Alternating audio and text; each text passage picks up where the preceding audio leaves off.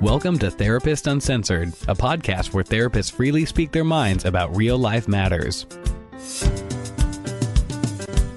Hi, welcome to Therapist Uncensored. This is episode 38, and today we're going to talk about blended families.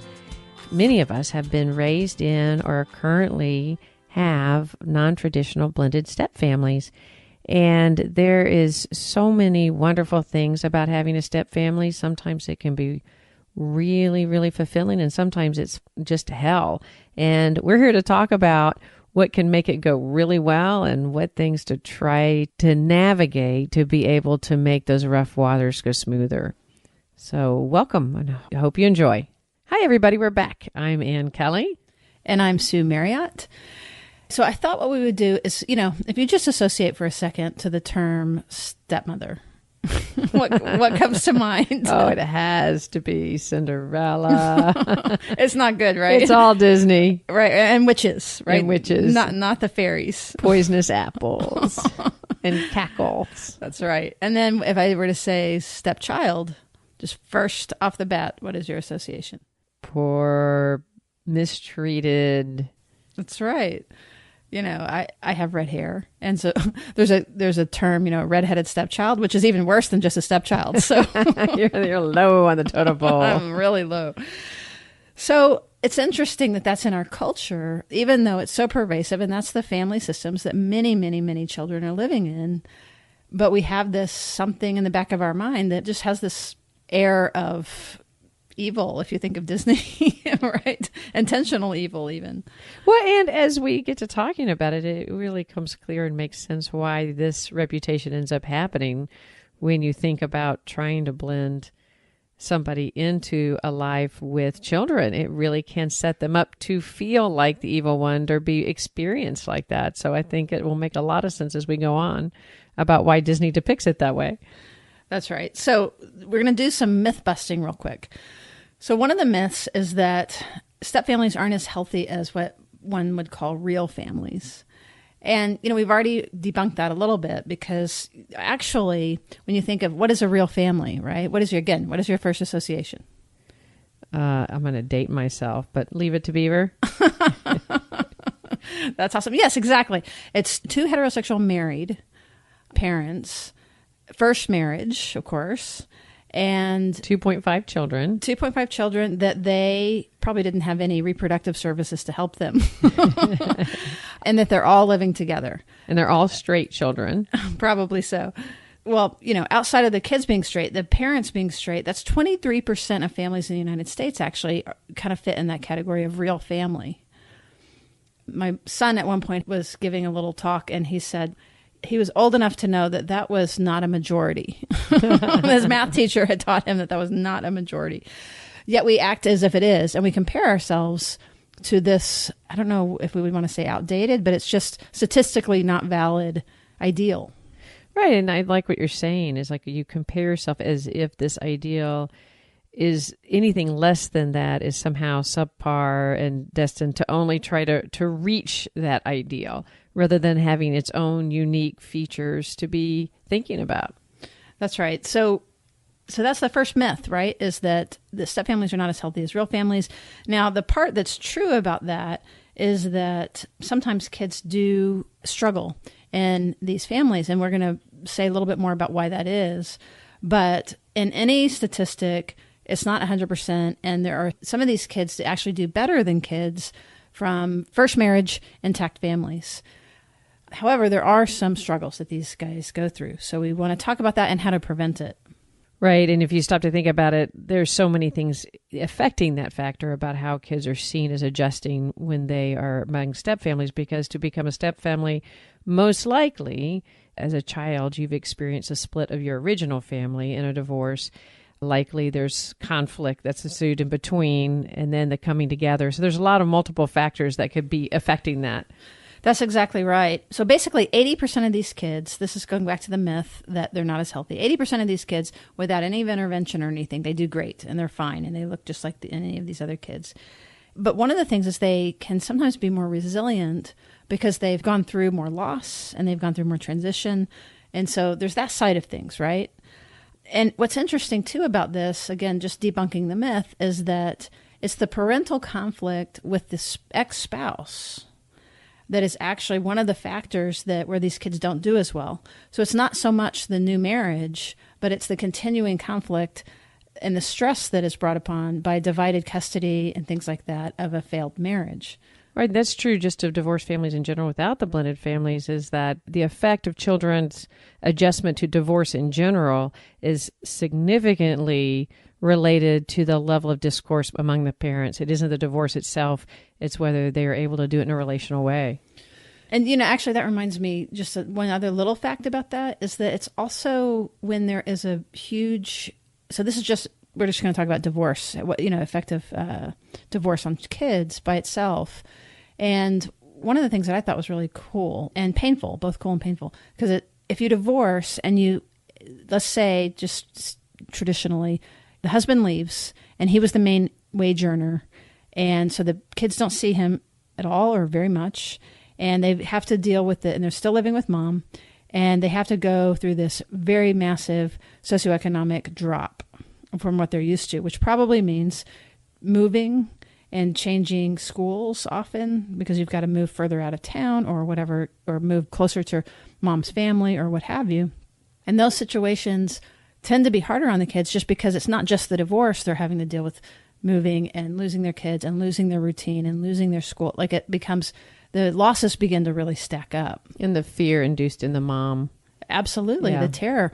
Versus parents that can really make sure that that socioeconomic drop doesn't happen and that the kids get to pretty much keep their routine. Yeah, they might have to go back and forth, but they are able to see their friends and remain in school and things like that. That's going to help a lot.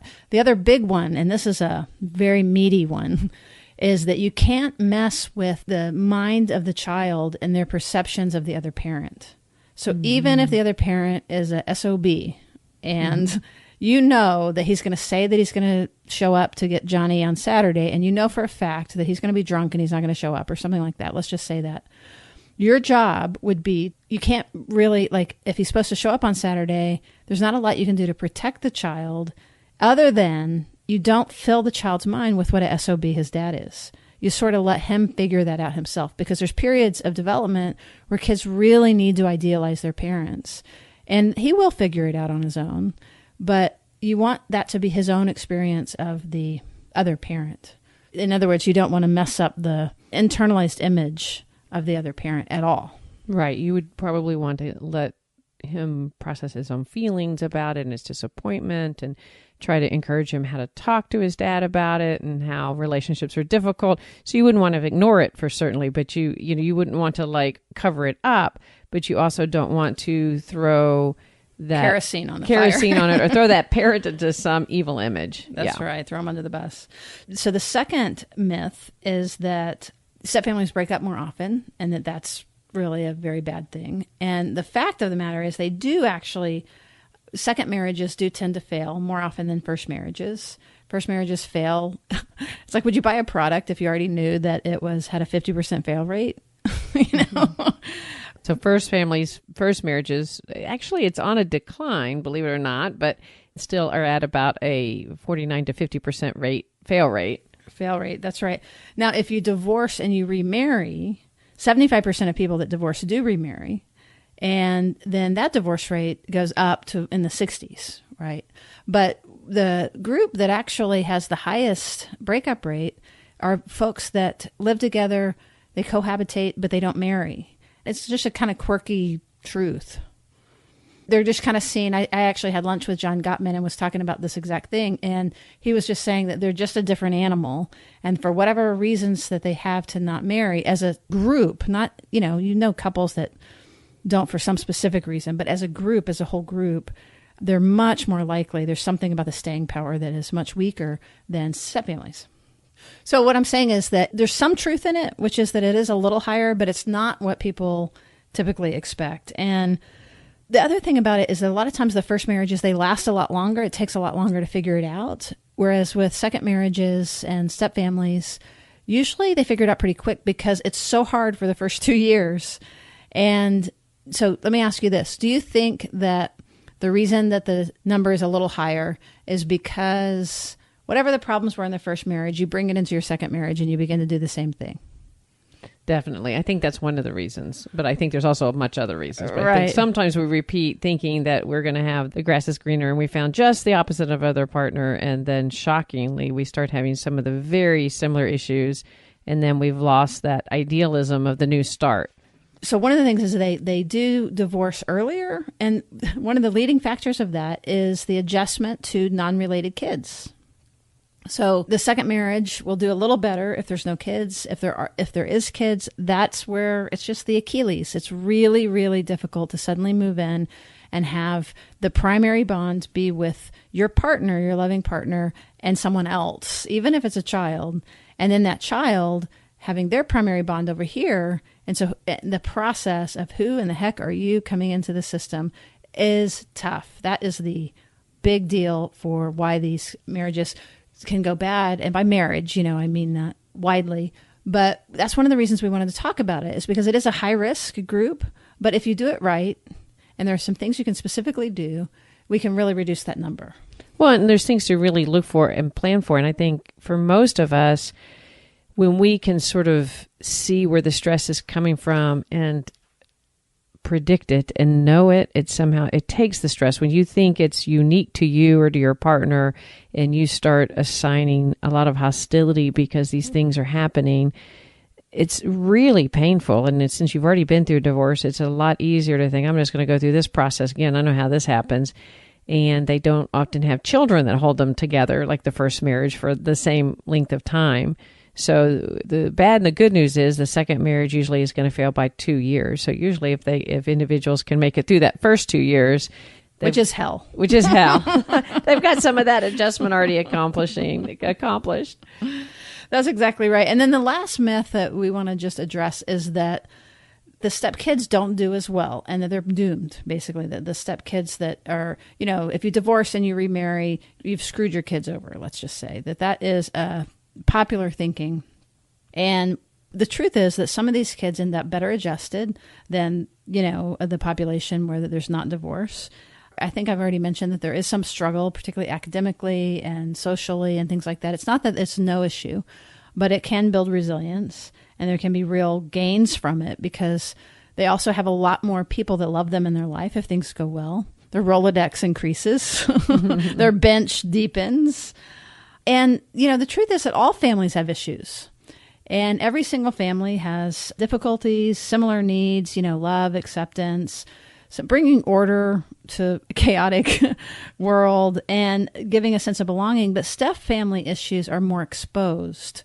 These families kind of have their rear ends hanging out a little bit more and more people looking, or at least the perception that there's more vulnerability from that perspective. Now, one other, just to look at this in a little bit more of a fine-tuned way, there's a little bit of a difference. Timing is a really important thing.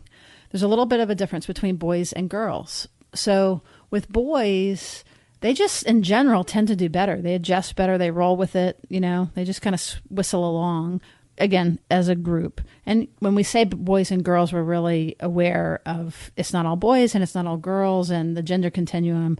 But the research is about boys and girls, so we're going to talk about it that way. Now, I'll tell you that divorce is harder on boys, and the remarriage is easier on boys for whatever reasons. They tend to do better. Whereas with girls, the divorce tends to be easier, and it's the remarriage that is difficult. And so if one of your kids is a girl, if you have a little girl, a daughter, then that's going to be an area of special attention because one of the things that the research shows is that particularly as your daughter ages, that a divorce will be a little bit harder and a remarriage will be harder on her than others. So it's interesting. If it happens before she's 9 years old, she does better. But once she's 9 years old and above, it begins to get a little bit more difficult. It's even broken it down where early on these daughters can be more antagonistic than boys. And then in early adolescence, they're going to withdraw more so. And then it's late adolescence where that we really have more poor outcome when we're trying to reblend a family for these girls. So developmental timing and the specifics of your family are a really big deal related to this. So, Sue, is what you're saying, just to be clear, is that those ages at the time of the blending. So That's if right. you're blending prior to the age 9 versus blending all the way into later adolescence, depending the timing of the initial blending, you could see a real different reaction. And that makes sense if we think about the developmental process of the 9-year-old and younger still being so integrated into the family and focused on relationships and caring. That would make a lot of sense. That's right. That's exactly right. And the good news about this is that time helps everybody, so that, within 2 years, usually kids, even girls, are have recovered from a divorce. But between 2 and 7 years, they've also recovered from all the changes that happen with the reformulation of a family and creating a new family.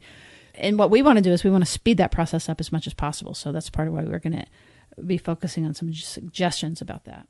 We can see some, and certainly I'm sure you have in your practice, some predictable patterns that we see play out that are completely understandable in the context of development and growth and love and relationships. But boy, you can really see it play out in a way that is painful often. That's right. So for example, and this is also answers the question of why does time help? A lot of times the second marriage comes with, guess what? Like a lot of, like you're in love and things happen really fast. And so there's lots of factors that promote a fantasy, and also even just the burden of, okay, I have to get this right this time. I want to stabilize my family very quickly. This person adores me and I adore them, so it's going to go really well. This is going to be great for the kids. Right. So a sense of rushing too. After you, oftentimes post-divorce, people feel guilty. They feel sad for the child, and they have a need for and a desire for a co-parent that they feel that they lack. So I think often what we can see is that people rush to the marriage sometimes, and then with the marriage try to rush to what you're saying, sort of the romanticized or idealized idea of what our new family configuration is going to look like. That's right. It's born with a little bit more, it's more ripe for fantasy than when you're already together with someone and you're planning children, or even if you've been together for quite a while and you accidentally get pregnant. Like those are just very different scenarios than this pressure of you hit the ground running and go. So let me ask you this, like, what about being around people that are really goo goo gaga in love? Yeah, I know exactly what you mean. Sometimes that's not, you can feel so happy for them, especially if it's your best friend and you're watching that. It's so much. Yeah, for about what, 5 minutes? 5 minutes. But to sit in the middle of it, you feel like an outsider. You feel like a intruder. Exactly. So here's the problem. So even as big old grown-up adults like we are, with peers, we feel uncomfortable, right? Most of us do, when you've really got that early love thing happening. But imagine, shrink yourself, and that's your mom. And all of a sudden she's texting and calling and acting different and goo goo gaga. And maybe, and frequently in these families, the children haven't seen their parents in love. And either because they've been divorced for a long time, or and it's not just divorce, right? It's also widow, if your partner deceased and then you remarry. Or they may have seen them even in a marriage for a period of time with a lot of love, but the act of falling in love, and we've talked quite a bit on the podcast of what happens chemically in our brains when you fall in love, and that you become obsessive and less aware of your surroundings, of anything but your love interest. So it's such a good point, Sue, that to think about a child watching their parent go through that. Yeah, it's not good. It's not good. You can't help it. And so there's no fault here. There's no blame. It's just the natural way things fall. You don't want to not be in love, and you don't want to not express it, because it's a very positive experience. But we're just adding some empathy for why these families can use a little bit of support and assistance. Well, empathy and awareness, too. Also, depending on the developmental age of your child, it's a different stage of when a child can handle that and how you talk to them about it. So it is something to be aware of in your body, that you can give off a very exclusionary feeling to people around you, and to be real mindful of that when children are around, what that experience is going to be felt like, and how you talk with them about it and how they experience it. Right, which isn't to say to repress it, but yeah, this mindfulness I think is fantastic. And the other thing that when we think of these as these families develop and why it gets better over time is that there's this fantasy, we've already talked about that a little bit, and this pressure to get it right this time. So again, there's often a rush, but you're not seeing each other accurately, and you're not seeing the situation accurately initially. But once that fantasy begins to fade, and you go through the oh my God, what have I gotten myself into phase, and looking at your watch and wondering where the exit is, then that's actually assuming you stay. And again, remember, within 2 years, a lot of these marriages do dissolve. But assuming you stay, now we've dissolved the fantasy. We're going to deal with reality, and this is a very positive, exciting, pro-relationship development for that bubble to be popped. So what's good about that is once that happens, then you can really get busy doing actual conflict that is productive. Because if you think about it, you're blending two cultures. And it's even things like, how do you eat a watermelon, right? You never even think about it because it becomes your culture. But when all of a sudden somebody comes in and they salt their watermelon, and, there's a cultural crash a little bit. What to do with a wet towel, how to make a tuna fish sandwich, how to make a lunch, all of these things. And so as the relationship, again, this is kind of why it gets better over time and what we want to speed up. We want to speed you into that. Your goal is to recognize that you have these two cultural differences, and they're differences that you wouldn't even know that were a thing. Like, what do you do with a wet towel? Some families, it's perfectly fine to throw it down in a pile, and other families, there's strict rules about exactly what you do with a wet towel. I mean, it's a silly example, but you don't even realize that becomes your culture, and that becomes your habit, and that becomes what you do.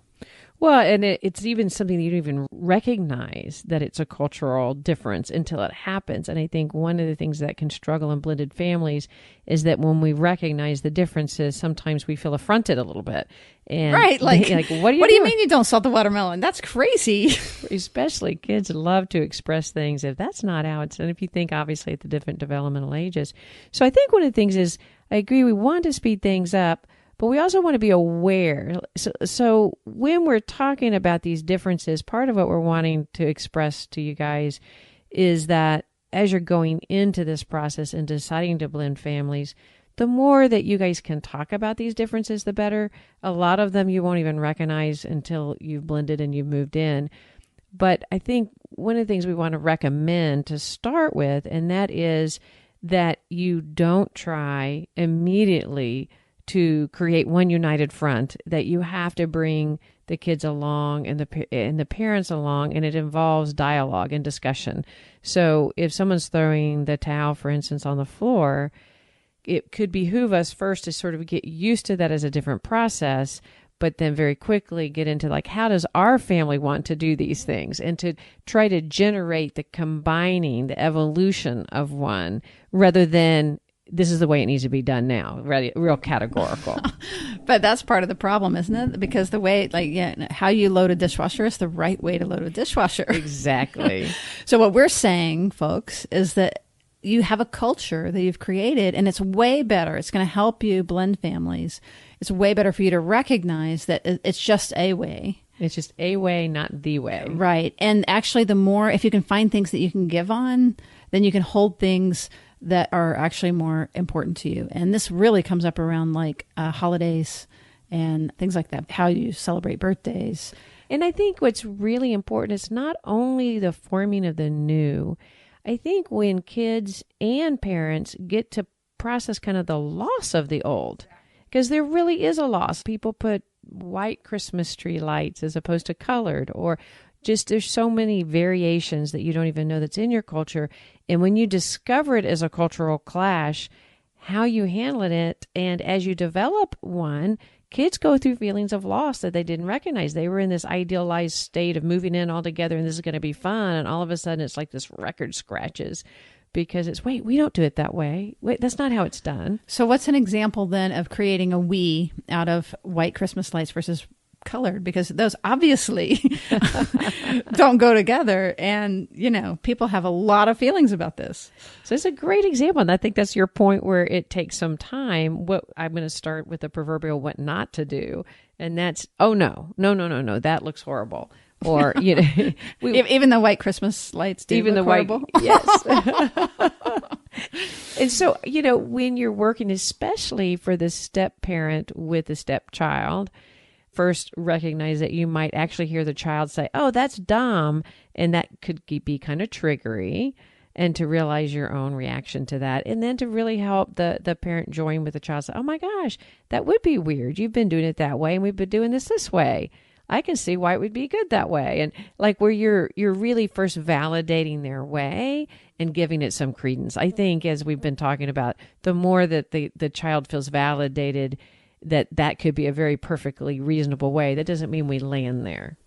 I love that. I think that you said that really well. And, once you get to this stage, then guess what? The couple actually finally gets the honeymoon that they were looking for.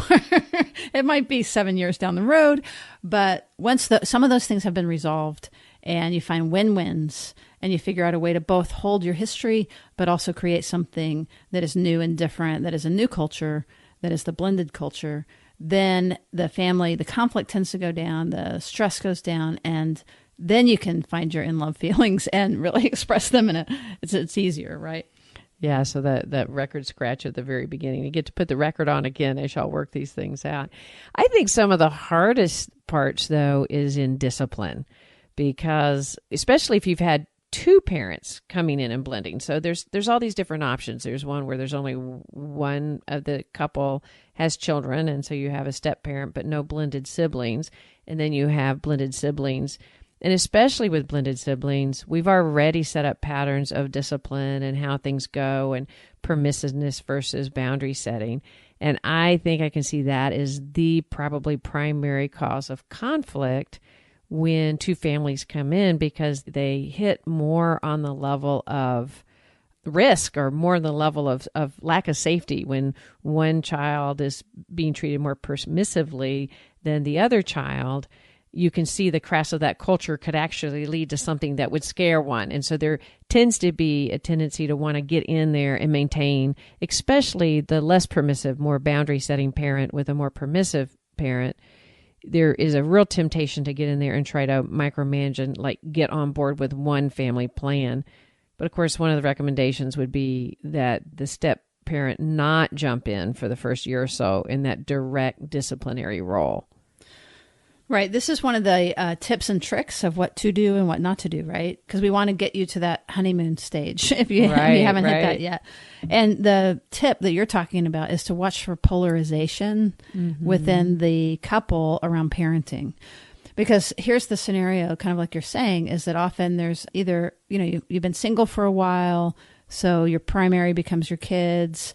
And what will happen is the bio parent that's been single for a while tends to shift towards a more permissive, loving style, but the emphasis there on permissive. So, you're sitting on the couch and you look over and you're like, "What do you want for dinner tonight?" Pizza. Okay, where?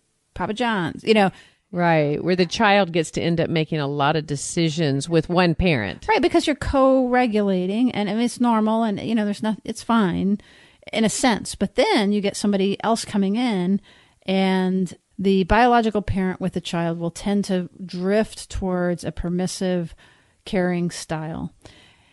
And then what happens is the new person coming in on the scene begins to look around and say, "What is going on here? These kids talk to you so bad, and why do they, pizza's really bad for you, and I can't believe how often that you feed them pizza," right? And what they end up doing is this sort of counter reaction, or as part of the issue, is that they will shift to a more aggressive, firm style because they want to whip these kids into shape.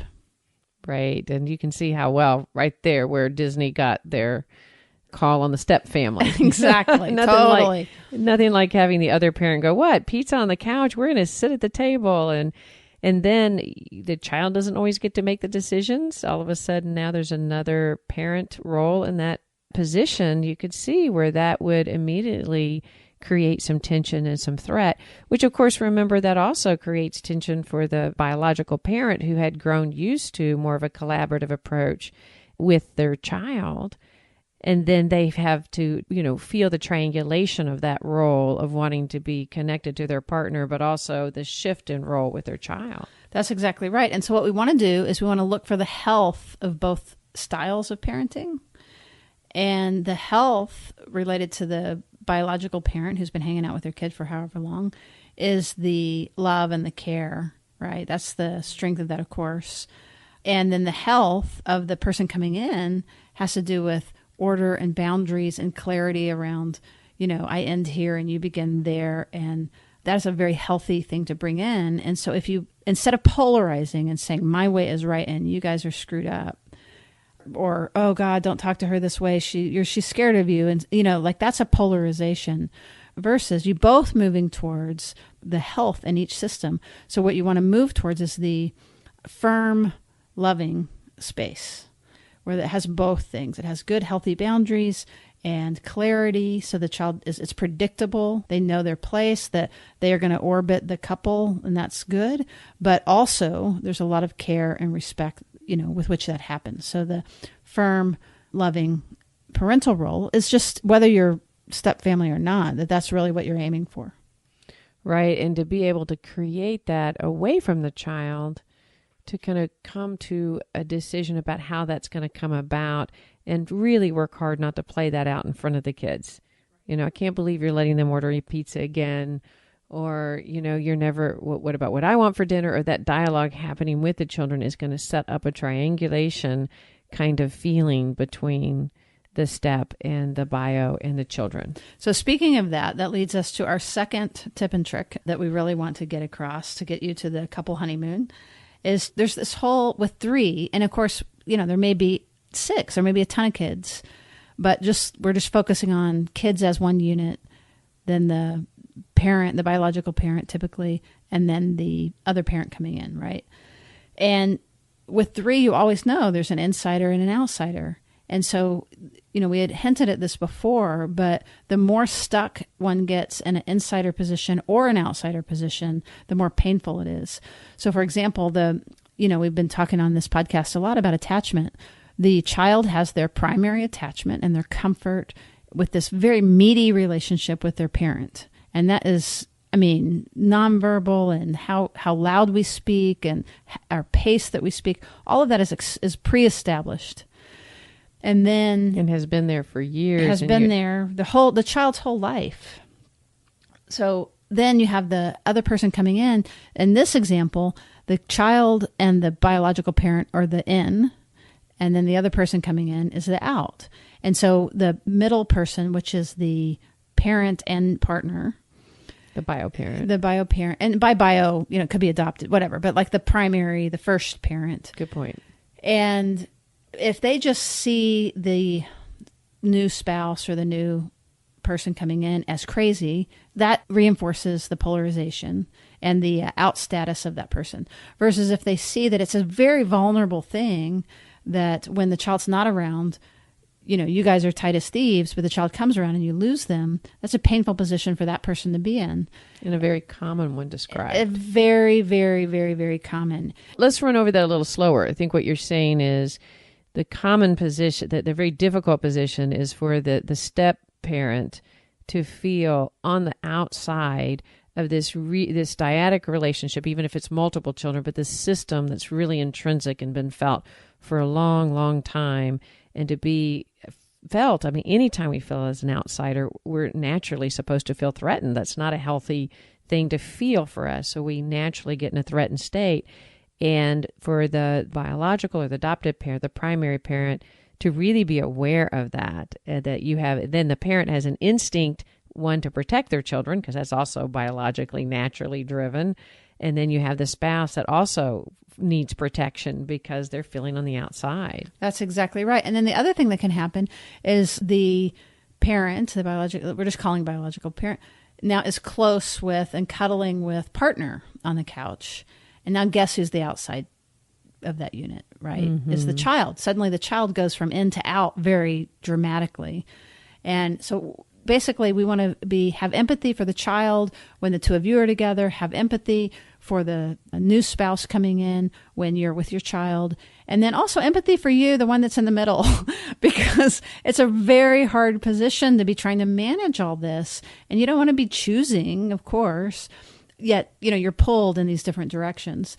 So, we want to, I think with awareness of that, and we want to lower the polarization and lower the in-out status so that if you're cuddling with your partner and the child comes in, that child feels very welcome and they can sit next to either of you and they can be, that they haven't been kicked out. And then the same, so that if you're having some time, you're watching TV with your child and your partner comes home, that they get very welcomed and encouraged to join.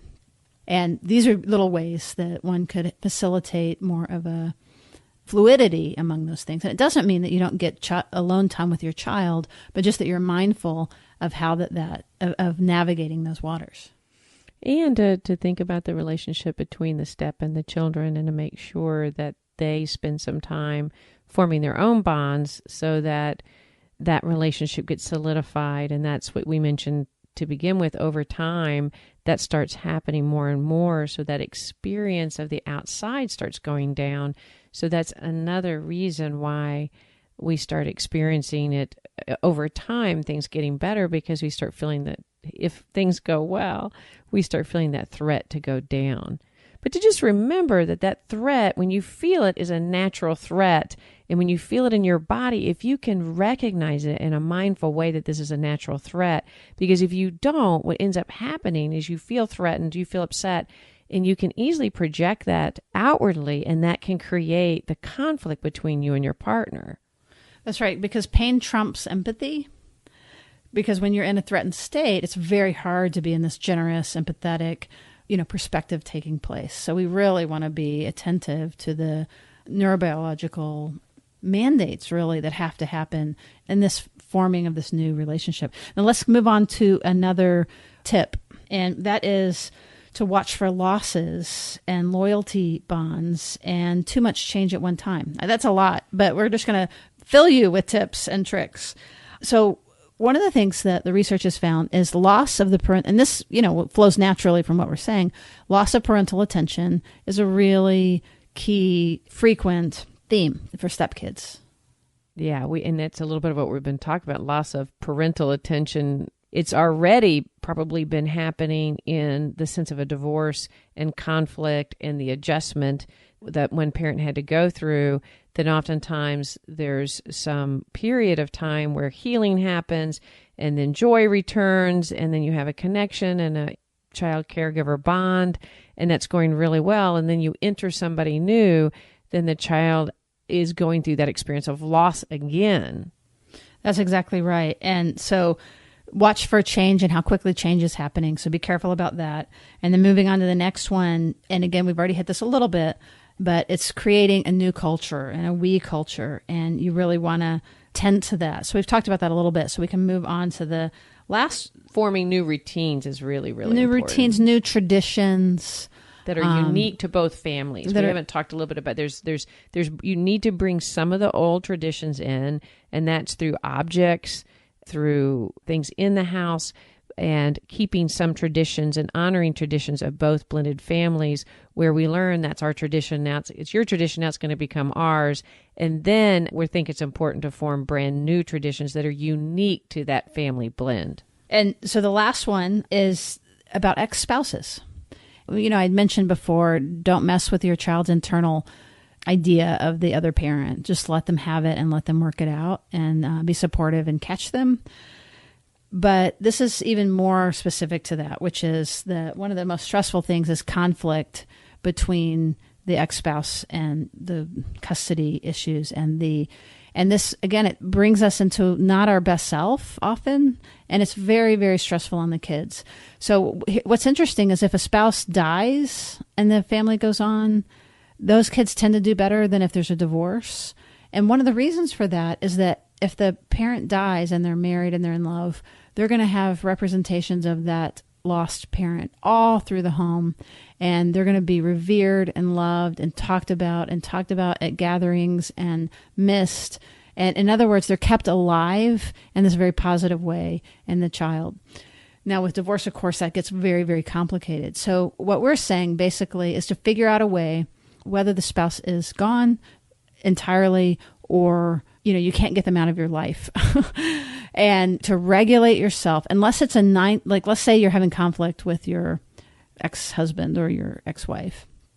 basically, unless it's 911, somebody's bleeding, that we really want to downregulate and work as hard as you can to get along. Collaborative co-parenting is the very, very best. It's the ideal. If you can't do that, the very next best is to just have a peaceful coexistence. So you might not cross paths, you might not talk very much, but you're basically parallel. You work in parallel with one another. And that is actually a pretty effective method, particularly in a high conflict divorce. If you can get there, then that's what you're going to want to do.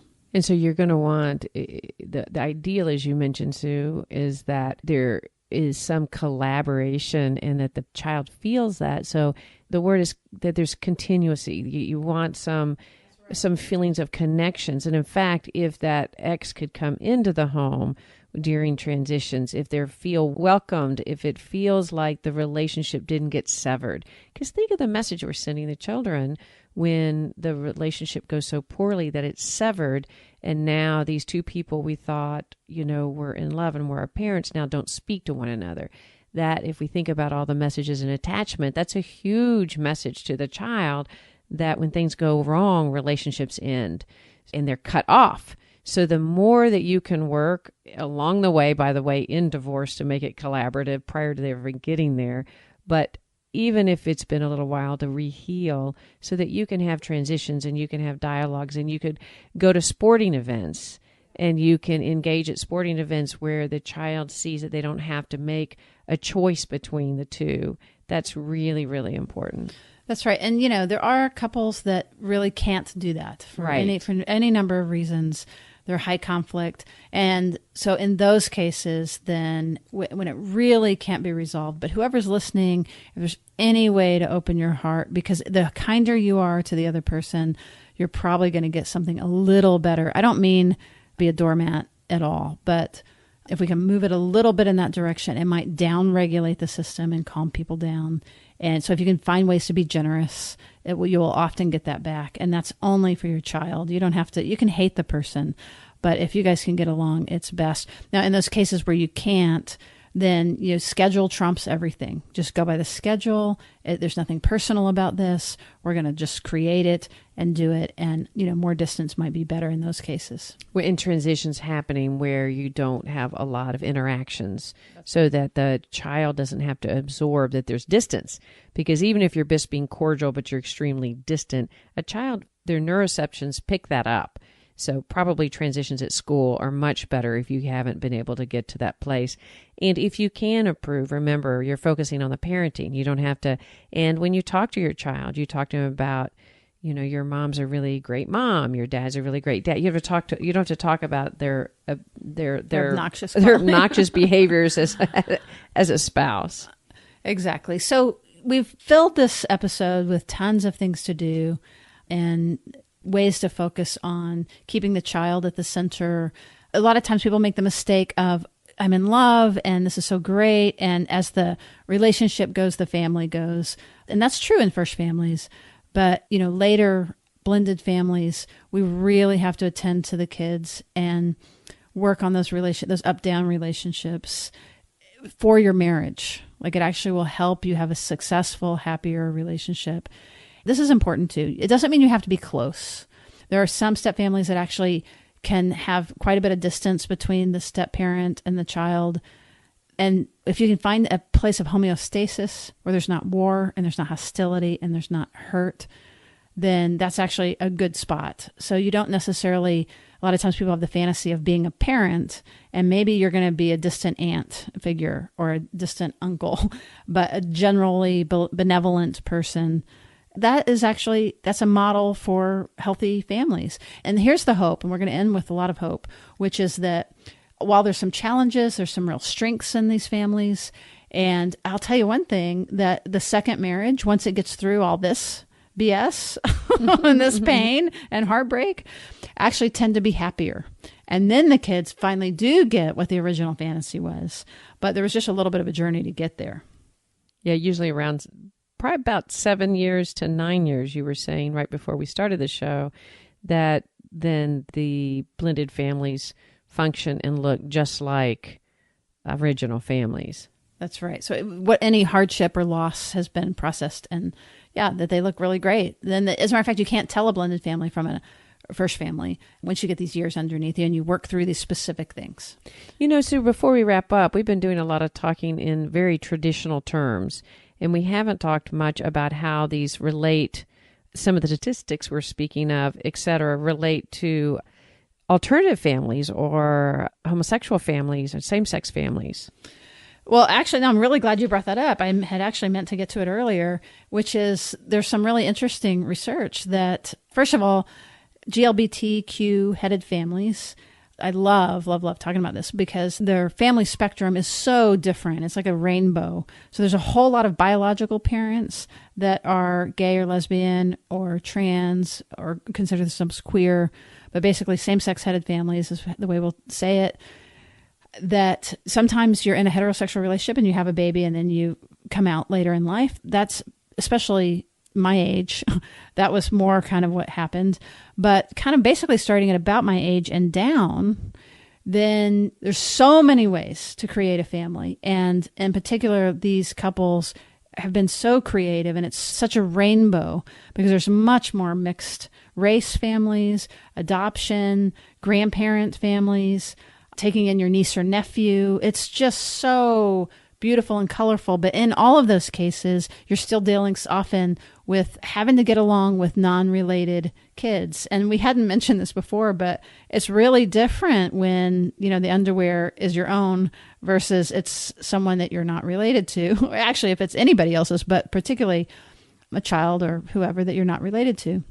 Right, meaning that when your child that's related to you, you feel so close to you that when they're doing something, you're knowing you're not going to feel it as much. It's just like you don't see your own underwear on the floor as much as you will somebody else's, your partner's. So your children talking poorly at you, et cetera, you're not going to feel that as much. But when your partner starts seeing your child talk back, it's going to sit the hair on the back of their neck up. And you're like, what? They didn't talk so poorly. But what we're saying is even with all these mixed different same-sex families, they as well experience separation and divorce and blended families and oftentimes, sometimes it's not a divorce situation that makes a blended family. It's you've had children with someone else. And that's right. Or donor or surrogacy. Right. There's so many things, foster. So I just think it's just such a rich world. But here's one of the really cool things is that step family mothers, same-sex mothers, right? So two women, they come together and that they form a blended family. The research shows that they actually have more flexibility and more flow, and they're able to do these transitions even more quickly than traditional heterosexual families. And one of the thoughts about that is that it's, to some degree, it's a gender role. So it's not that you're particularly special or great if you happen to be gay. It's actually that you have two women that are both working at this so that women, there are just some gender differences related to that are kind of interesting. And like when you have a household of two women, often you're going to have the residential custody of the child. Whereas with two men, you're most frequently going to be the non-custodial. The non-custodial, right. Not the custodial, but the non-custodial parent. And that raises all kinds of other things, right? That when you don't get to see your child very often, what happens when they show up? Right. They become the center of the world. Where do you want to eat? What do you want to do? It's almost like dating your child. It can be if we're not mindful of it. And then that's going to be true, of course, totally in same-sex and heterosexual step family. When you have the only child, you have the non-custodial parent, oftentimes has a real difficult time doing the limit setting and the boundary because they feel fearful of any negativity that the child might develop when they have such a short time. What's so important to remember about that, and that is that when we grow up and we remember our parents and we think about them from this deepest level, it isn't the woohoo times and the Six Flag times that we remember. It actually is the boundary times, the times when you feel the parent can really hold the limits with you. That's actually the deeper amount of parenting. So we want to encourage those non-custodial parents, whether they're same-sex or heterosexual, that if you're in that role, that it's still really important to have the chores and the rules and to help them integrate, that they will actually feel more part of things that way in a healthier way than if you maintain sort of a fear-based role that says, yeah, let's go do everything fun.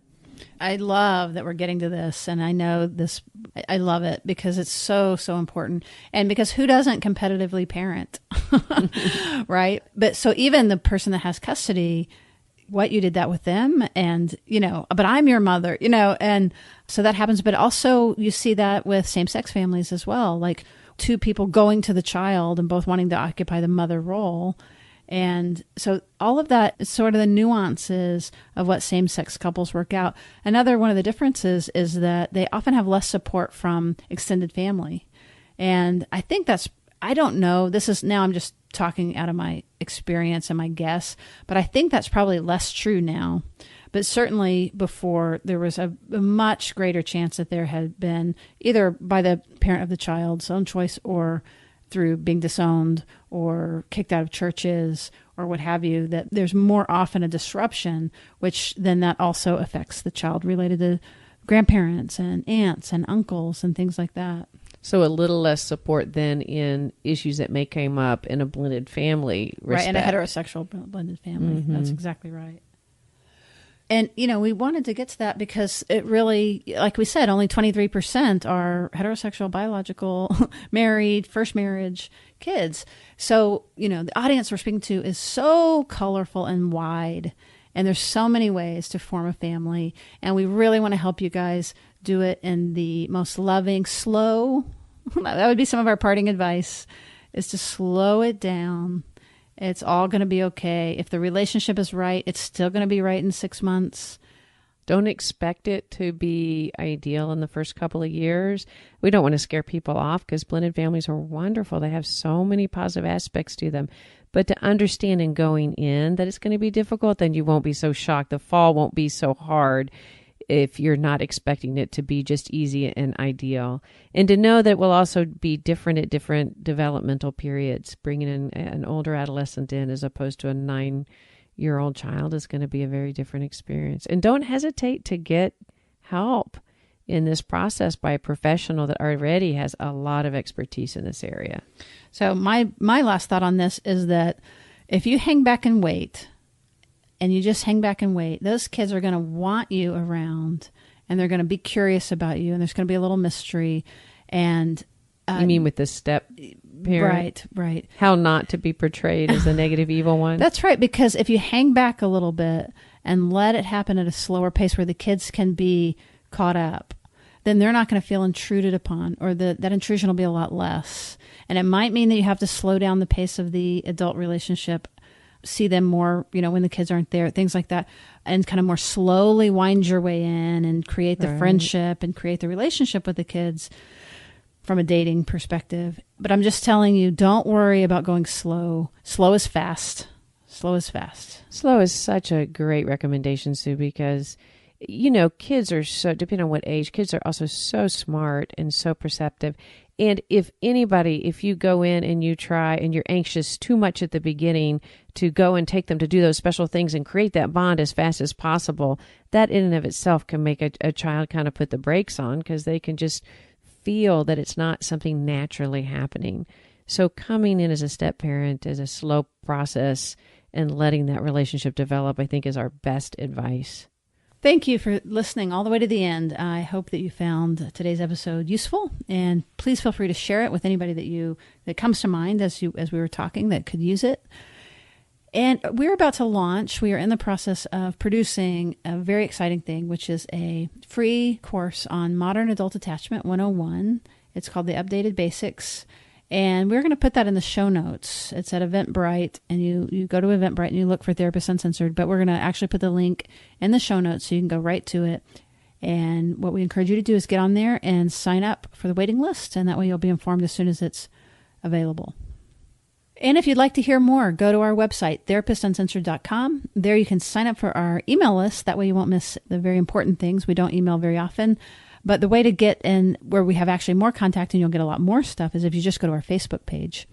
And by the way, if you sign up for our email list, you're also invited to join our private Facebook page as well. And that way you can interact with one another. Listeners can interact and talk and share links and resources. So that's really cool. But at the very minimum, check us out on Facebook. And if you want to go ahead and sign up for the email list, we'd love to have you. All right. Well, thank you very much for listening, and we'll see you around the bend. Therapist Uncensored is Ann Kelley, Patty Olwell, and Sue Marriott. This podcast is edited by Jack Anderson.